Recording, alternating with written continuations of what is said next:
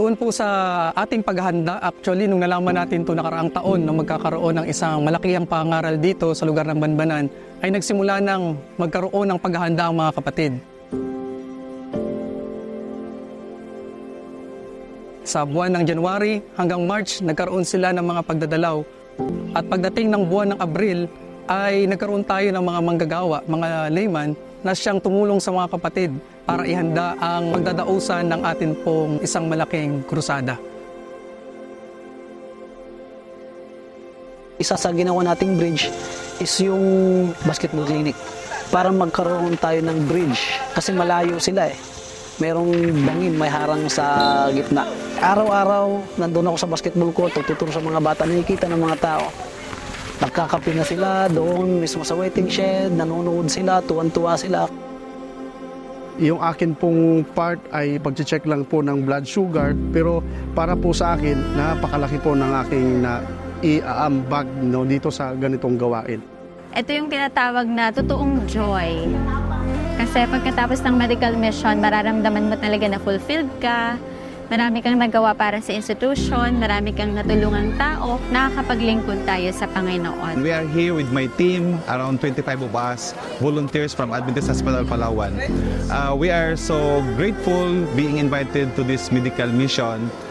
It's because it is also a fulfillment to the mission of the hospital to be part of the community as an entering wedge to the ministry of our church. Sa kabutihan ng Panginoon, yung crusade na ating ginawa ay kauna-unahan sa lugar ng Banbanan na inatendan ng mahigit 100 at hanggang 200 na mga tao upang makinig ng salita ng ating Panginoon. Ano man ang inyong ginagawa, ituro ninyo ang mabuti dahilan ang isip ng bata ay parang blanke. At tawag dito psychologist ay estabula rasa. Ngawiti kayo, tumawa kayo, at huwag kayong malungkuti. Kaibigan ko, hindi mo kayang ayusin ang sarili mo.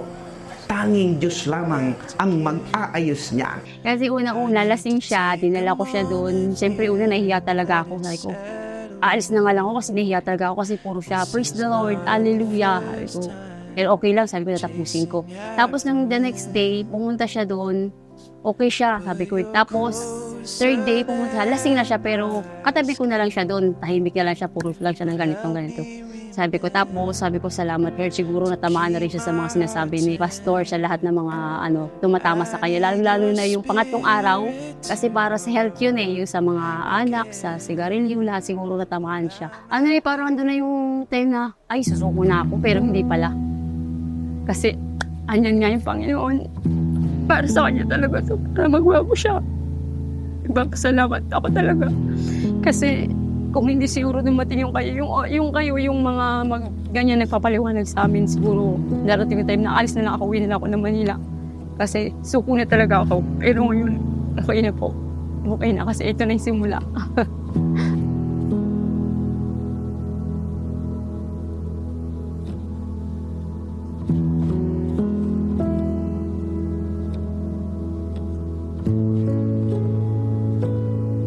Marami ding ibang tao na pwedeng gamitin, pero ito po ay isang napakagandang opportunity na kami po ay nakasali sa ganitong mission trip.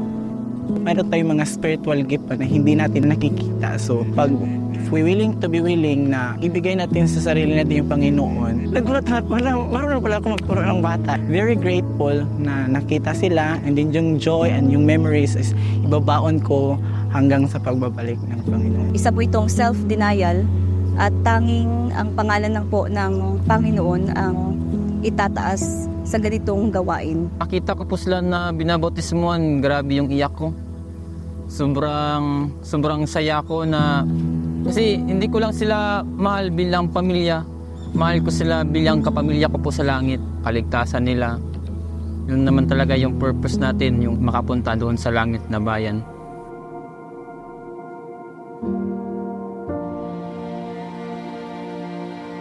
Anak ng Diyos na nagpasya na tanging Panginoon ang kanilang susundin, lalakad sa liwanag na kanilang nasumpungan. Kaya kami, bilang ministro ng Ebanghelyo, babautismuhan namin sila sa pangalan ng Ama, ng Anak at ng Espiritu Santo. Amen.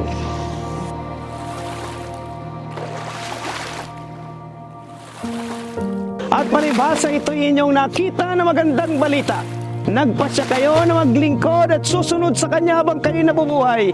Kaya kami, bilang ministro ng Ebanghelyo, ay babautismuhan namin kayo sa pangalan ng Ama, ng Anak, at ng Espiritu Santo. Amen.